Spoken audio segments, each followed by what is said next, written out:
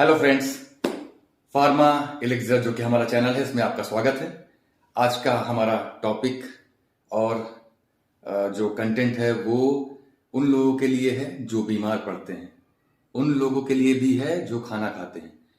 और क्योंकि हम लोगों में इतना ज़्यादा इग्नोरेंस है, चीज़ों को हम टालते हैं, तो और ये किस तरीके से हमारे लिए हार्मफुल है इस वीडियो में ये बताया गया है।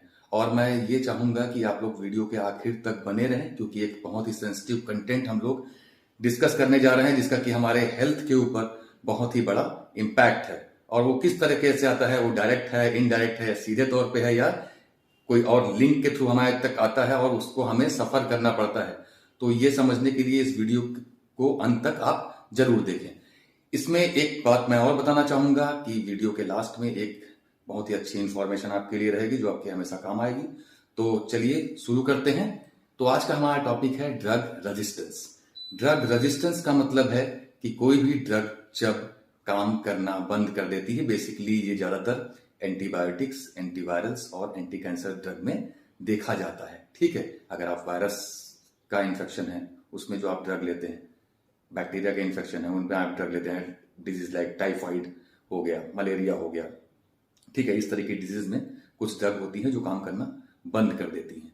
और ये काम करना बंद क्यों कर देती हैं, इसके क्या रीजन है, ठीक है, इसको भी हम लोग डिस्कस में करेंगे। तो ड्रग रेजिस्टेंस हमें दोस्तों समझ में आ गया। और ये रेजिस्टेंस जो है वो दो तरीके से बेसिकली हो सकता है। इस रेजिस्टेंस में दो तरीका क्या हो सकता है। पहला एक तरीका है जिसमें कि बैक्टीरिया खुद के अपने स्ट्रक्चर में चेंज कर ले ताकि ड्रग उस पे बाइंड ना कर सके, उसको किल ना कर सके, उसको मार ना सके। दूसरा क्या है, दूसरा है कि वो बैक्टीरिया कुछ ऐसे एंजाइम्स निकाले या कुछ ऐसे केमिकल मैसेंजर्स निकाले जो कि जाके ड्रग को ब्रेक कर दे, ड्रग को तोड़ दे, तो वो ड्रग किसी काम की नहीं रह जाएगी।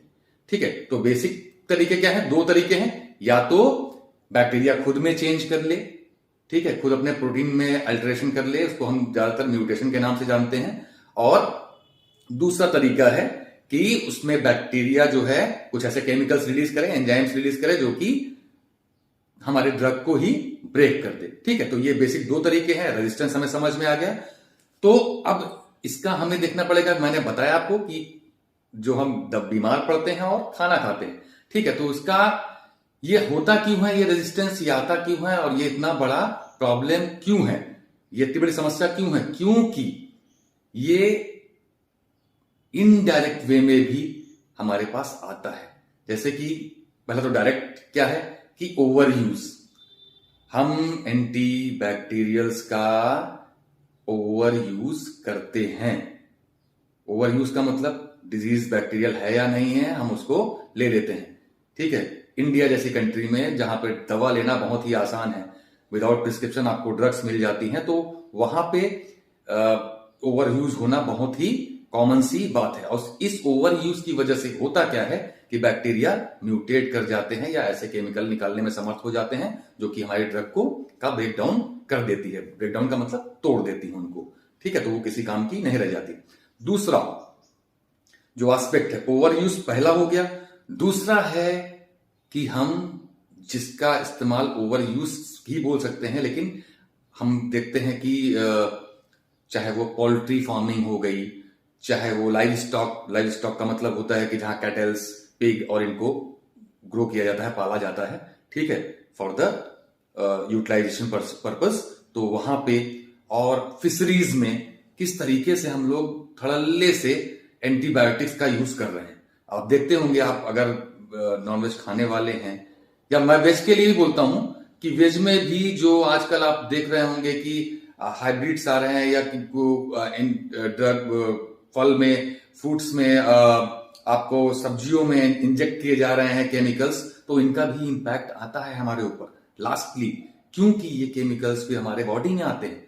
ठीक है, तो पोल्ट्री में जिस तरीके से एंटीबायोटिक्स का यूज करते हैं उनको ग्रो करने के लिए, बड़ा करने के लिए, और जबकि ये कोई गाइडलाइन नहीं है कि आप इस तरीके से ओवर यूज करें, या फिर जहां पे यूज नहीं है उसका हम लोग जो है ड्रग को दें। तो ये केवल ग्रोथ बढ़ाने के लिए कॉन्सेप्ट जो चला, ये 1951 से यूएस में देखा गया। पहले विटामिन B12 दिया गया, तो उसकी वजह से थोड़ा सा ग्रोथ अच्छी हुई पोल्ट्रीज में, और फिर इसके साथ में एंटीबायोटिक लगा दिया तो उनकी ग्रोथ और अच्छी हो गई। तो अब ये आज की डेट में ट्रेंड है, बट आप सपोज करिए, आप इस पे ध्यान दीजिए कि जो आप एंटीबायोटिक दे रहे हैं वो फिर से जब आप उसका प्रोडक्शन कर रहे हैं, जब आप उसको यूटिलाइज करते हैं, यूज करते हैं, खाते हैं चिकन, तो उसका एलिमेंट्स, ड्रग के एलिमेंट्स आपके फूड में भी आते हैं। ठीक है, तो वो आपके जब एलिमेंट जब पहुंचेंगे तो वो पूरी तरीके से बैक्टीरियल एनवायरनमेंट में सर्वाइव नहीं करते हैं, तो बैक्टीरिया उससे जो है म्यूटेट करना या फिर रेजिस्ट होना सीख लेते हैं, अगर एक फिक्स अमाउंट में ड्रग हमारी बॉडी में नहीं पहुंची तो ये भी रीजन है। तो मैं भी इस पे ध्यान देना चाहता हूं कि आप अवेयर होइए, ध्यान दीजिए कि अगर कोई भी प्रिस्क्रिप्शन है, सपोज करिए आपको कोई भी इन्फेक्शन है, लाइक मलेरिया का हो गया, टाइफाइड का हो गया, ट्यूबरकुलोसिस है, ठीक है, सब सारे बैक्टीरियल डिजीजेस हैं, वायरल भी डिजीज हैं, कैंसरस डिजीज है जहां म्यूटेशन होता है। कैंसरस के लिए तो नहीं, बट एंटी बैक्टीरियल्स में मैं ज्यादातर जोर देना चाहूंगा कि आप उसमें ध्यान दीजिए, और जितना प्रिस्क्राइब्ड, जो डॉक्टर ने प्रिस्क्राइब किया है, जितने दिन आपको खानी है, जिस तरीके से लेनी है, ठीक है, उसका ध्यान देते हुए आप बिल्कुल उस नियमों का पालन करते हुए उसको लीजिए। दूसरी चीज, इसका यूज हमें एनिमल्स पे, पोल्ट्रीज में, मतलब किसी भी तरीके से फिशरीज में, क्योंकि ये बाद में आके हम कंज्यूमर हैं, सबसे बड़े कंज्यूमर हैं, कंज्यूम करोगे तो आएगा, और जब ये आएगा तो आपके अंदर रेजिस्टेंस पैदा करेगा। दूसरी खास बात एक और, आज की डेट में आप ड्रग सेंसिटिविटी टेस्ट करा के देख लीजिए। ठीक है, ड्रग सेंसिटिविटी टेस्ट करा के देख लीजिए, 10 में से 7 ड्रग से आप रेजिस्टेंट होंगे। ये इतना बड़ा, ये 70% ड्रग से आप रेजिस्टेंट होते हैं। क्यों? क्योंकि इसी तरीके से डायरेक्ट या इनडायरेक्ट वे में हम गलत तरीके से एंटीबायोटिक्स को कंज्यूम कर रहे हैं, और ये एक बहुत बड़ा कंसर्न है। अभी नहीं लग रहा होगा आपको, लेकिन आप सोच के देखिए, आप सपोज करिए आप टाइफाइड के इन्फेक्शन से ग्रसित हैं, ठीक है, उसके बाद कोई भी एंटीबायोटिक अगर सपोज करिए काम ना करे, ठीक है, तो क्या होगा?